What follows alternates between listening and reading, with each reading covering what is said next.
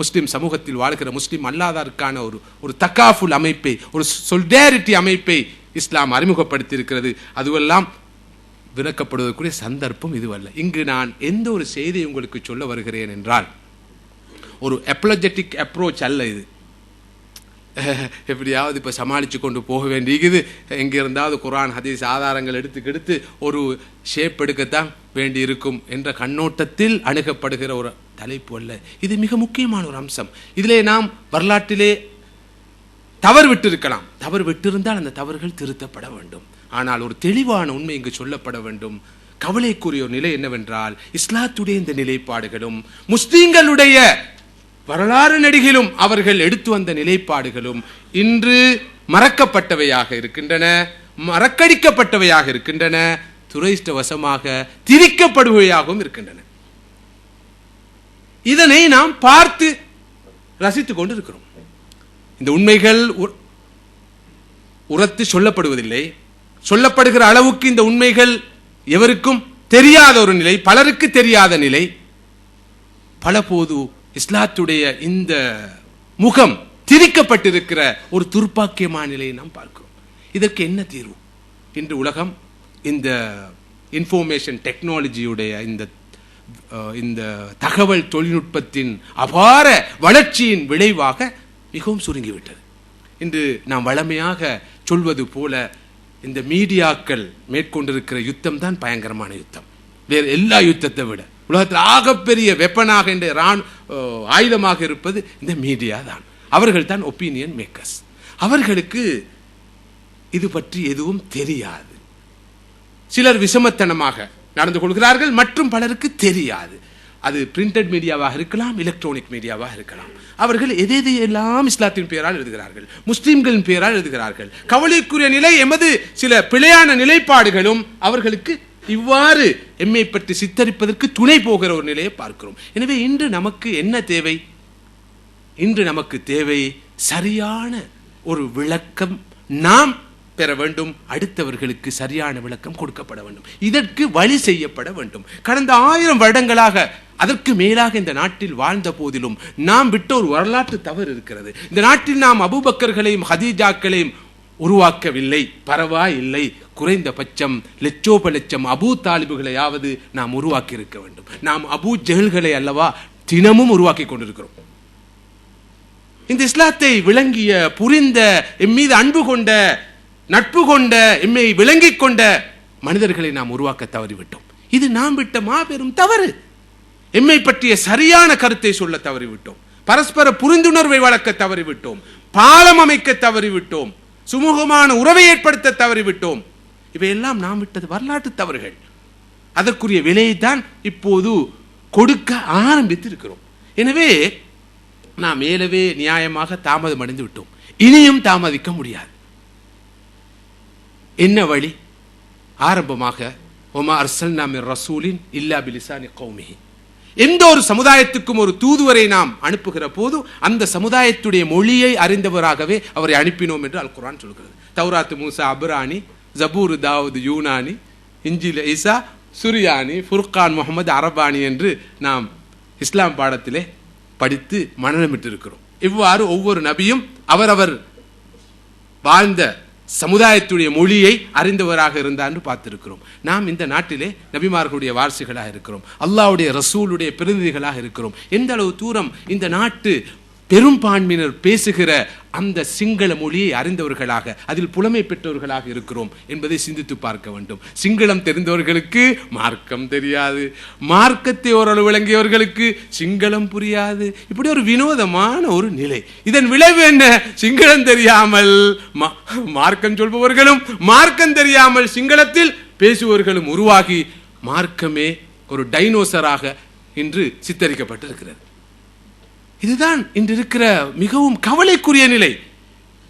எனவே இதனை கடந்த பல தசாப்தங்களாக நாங்கள் பேசி வருகிறோம். இதற்கு தீர்வு வேண்டும், தீர்வு வேண்டும் என்று. இப்போது தீர்வு கிடைத்திருக்கிறது. இஸ்லாமிய சட்டத்துறையிலே ஒரு அடிப்படையான சட்ட விதி இருக்குது. மாலா யத்திமுல் வாஜிபு இல்லா பிஹி ஃபஹுவ வாஜிப். ஒரு வாஜிப் நிறைவேறுவது, ஒரு கடமை நிறைவேறுவது ஒன்றில் தங்கி இருந்தால் அதுவும் கடமையாக மாறும். இப்போது சிங்கள மொழி மூலம் ஷரியாத் துறையில் புலமை பெற்றவர்கள் உருவாக்கப்பட வேண்டும் என்பது ஒரு வாஜிப். தாய்கள் இருக்க வேண்டும் என்பது ஒரு வாஜிபாக மாறுகிறது. நான் நினைக்கிறேன் இது ரெண்டு கருத்துக்கு இடமில்லை. இது எமது மார்க்கம் சொல்கிற, எமது இமாம்கள் சொல்கிற, எமது சலஃபுகள் சொல்கிற குர்ஆன் ஹதீஸின் ஒளியில் பெறப்பட்ட ஒரு அடிப்படையான காயிதா. இது இன்று வாஜிபாக மாறி இருக்கிறது. இது இந்த நாட்டுக்கு இஸ்லாத்துடைய சரியான செய்தியை சொல்வதற்கு, இந்த நாட்டிலே அடுத்த சமுதாயங்களோடு நல்லுறவை வளர்த்துக் கொள்வதற்கு, சுமூகமான உறவை வளர்த்துக் கொள்வதற்கு தேவைப்படுகிற ஒரு விஷயம். மறுபக்கத்திலே இங்கு சகோதரர் ஹசன் அவர்கள் குறிப்பிட்டது போல இந்த நாட்டிலே குறைந்தது 15% மேற்பட்ட நமது சிறார்கள் சிங்கள மொழி மூலம் கல்வி கற்று வருகிறார்கள். அவர் 6 பேரில் ஒருவர் என்று சொன்னார். அப்ப எத்தனை வீதம் வரும்? எத்தனை வீதம் வரும்? எப்படியோ கிட்டத்தட்ட 50,000 நமது மாணவ மாணவியர்கள் சிங்கள மொழி மூலம் கல்வி கற்கிறார்கள். இவர்களுக்கு வீட்டில் பேசுகிற தமிழ் மட்டும்தான் விளங்கும், தமிழ் விளங்காது. எனவே பள்ளிவாசலுக்கு போனால் ஹுதுபாவை கேட்டாலும், பயானை கேட்டாலும், ரேடியோ ப்ரோக்ராமை கேட்டாலும், டிவியில் ப்ரோக்ராம் போனாலும் ஒன்றும் இவர்களுக்கு விளங்குதில்லை. இது தெமலில் என்னமோ சொல்கிறாங்கன்னு சொல்லி அண்டர தெமலன்னு சொல்கிறோன்னு இருக்கிறான். எப்படியோ மூடி போட்டு போகிறாங்க. எனவே நமது இந்த அடுத்த தலைமுறையை சரியான இஸ்லாமிய வழியில் வழிப்படுத்துவதற்கு, நெறிப்படுத்துவதற்கு சிங்கள மொழி அவசியமாக இருக்குது. இது அடிப்படையான ஒரு தேவை. நிறைய பள்ளிவாசல்களில் உங்களுக்கு தெரியும், கொழும்புல அதிகமான பள்ளிவாசல்ல ஜும்மா நாள்ல இந்த அதிகமான ஸ்கூல்ல படிக்கிற பிள்ளைகள் எல்லாம் 2ஆம் 3ஆம் தட்டுல இருந்து கொண்டு அட்டகாசம். எங்கட கிராமப்புறங்கள்ல ஒரு சத்தம் கேட்காது. என்ன காரணம்? அதபொழுக்கம் இல்ல, பாஷை விளங்குது, கொத்துபாவை கேட்கிறான். இவனுக்கு எங்கட பாஷை விளங்குது இல்ல. அவங்க கூடிக்கொண்டு தமிழ்ல என்னமோ பேசுறாங்கன்னு சொல்லி இவனெல்லாம் கூடிக்கொண்டு சிங்களத்தில் இங்கிலீஷ்ல பேசுறான்.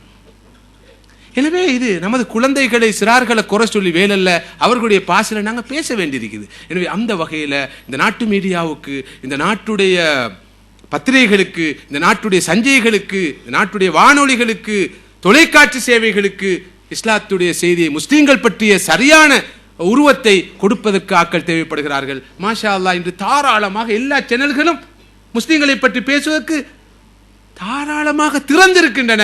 ஆனால் வளவாளர்கள் இல்லை. வளவளாக்கள் இருக்கிற அளவுக்கு இந்த சமூகத்தில் வளவாளர்கள் இல்லாமல் இருப்பது மிகவும் துரதிஷ்டமானது.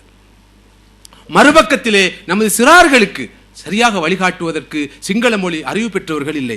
இன்று இந்த நாட்டிலே சுமார் 450 அஹதியா பாடசாலைகள் நாடளாவிய ரீதியில் இயங்கி வருகின்றன. இந்த 450 பாடசாலைகளிலே நான் நினைக்கிறேன் குறைந்தபட்சம் 50க்கும் மேற்பட்ட பாடசாலைகள் சிங்கள மொழி மூலம் இயங்குவே. ஆனால் சிங்கள மொழி மூலம் அவர்களுக்கு குர்ஆன் சுன்னாவை, மார்க்கத்தை சொல்லிக் கொடுப்பதற்கு தகுதியான ஆசிரியர்கள் இல்லை. இந்த நாட்டிலே இருக்கிற நூற்றுக்கணக்கான சிங்கள பாடசாலைகளில் ஆயிரக்கணக்கான நமது மாணவர்கள் படிக்கிறார்கள். அவர்களுக்கு இஸ்லாம் பாடம் நடத்துவதற்கு சிங்கள மொழி மூல ஆசிரியர்கள் இல்லை. அந்த நிர்வாகங்கள் கேட்கின்றன, ஆனால் கொடுப்பதற்கு ஆள் இல்லை. இப்படிப்பட்ட ஒரு நிலை. எனவே இந்த நிலையை மாற்றி இந்த நாட்டிலே நமது சமுதாயத்துக்கு இஸ்லாத்தை சரியாக சொல்வதற்காகவும், பிற சமுதாயங்களுடைய உறவை வளர்ப்பதற்காகவும், பலப்படுத்துவதற்காகவும், பாலம் அமைப்பதற்காகவும் சிங்கள மொழி மூலமான தாய்கள், உலமாக்கள், ஷரியாத்துறை அறிஞர்கள் அவசியமாக தேவைப்படுகிற ஒரு காலத்தில் தான் தன்வீர் அகாடமி உருவாக்கப்பட்டிருக்கிறது. எனவே காலத்தின் தேவையாகவும் சன்மார்க்க கடமையாகவும் இருக்கிற ஒரு பணி இப்போது துவக்கி வைக்கப்பட்டிருக்கிறது. அதற்கு எவ்வாறெல்லாம் ஒத்துழைப்பு வழங்க வேண்டும் என்பதை என்னை விட நீங்கள் நன்கு அறிந்தவர்கள். அது பற்றி நிச்சயமாக உங்களுக்கு ஒரு விளக்கம் கிடைக்கும் என்று நினைக்கிறேன். எனக்கு வழங்கப்பட்ட நேரத்துக்குள் எனது உரையை நிறைவு செய்திருப்பேன் நான் நினைக்கிறேன். இந்த நல்ல சந்தர்ப்பத்தை எனக்கு அளித்த தன்வீர் அகாடமியின் நிர்வாகத்தினருக்கு அல்லாஹ் நற்கூலி வழங்க வேண்டும் என்று பிரார்த்தித்து எமக்காகவும் துஆ செய்யுங்கள் என்று கேட்டு விடைபெறுகிறேன். வஆஹிர் தஅவானா அல்ஹம்துலில்லாஹி ரப்பில் ஆலமீன். வஸ்ஸலாமு அலைக்கும் வரஹ்மத்துல்லாஹி வபரகாத்துஹு வஜஸாக்குமுல்லாஹ்.